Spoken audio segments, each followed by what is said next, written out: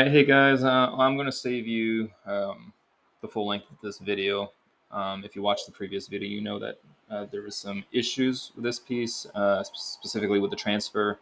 Half of the transfer didn't stick, so I ended up having to sand what did stick off, and then when I repainted it, you could see some blemishes from where I had to repaint it. And I ended up putting some stencils on to see if I could cover up those blemishes, and the stencils did not, they weren't the quality that I wanted for this piece.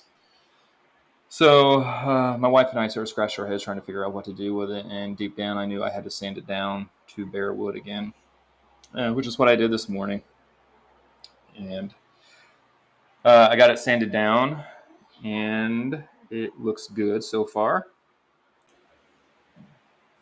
All right, guys, and so then once I got it sanded, I went ahead and decided to stain the top. But before I stained the top, I wanted to use those transfers still. And so I was hoping they would work on the raw wood and not a painted surface. So I took the top inside and I started to apply the transfer, and it worked. I will say this, though, these rub-on transfers will kill your fingers to do it the right way, because you got to press really hard as you're rubbing. And as you're rubbing, you got to peel back a little bit, making sure it's sticking.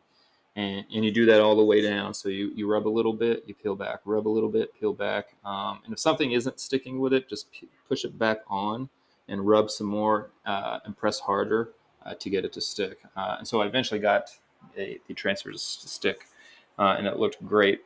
So then once I got the transfer to stick, I took it back out to the garage and went ahead. And I actually rubbed the stain on. I didn't spray it on. I didn't want anything. I didn't want the stain to puddle on top, and so I figured rubbing on would be a better option. And so I just took a microfiber cloth and rubbed the stain on the top, and I think it is going to look great. I got the first coat on. I'm letting it dry. It says 8 hours, but I think I'm going to let it dry for 24 hours and see what the stain color looks like. If it's too light, I might actually go ahead and put another coat of stain on. And then once that stain's on, it is actually ready for the satin clear coat. And I'm probably going to do two coats of that, and then it is done.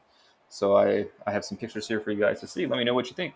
And thanks for watching. Please feel free to follow, subscribe, like the video if you found this useful. I'll see you guys on the flip side.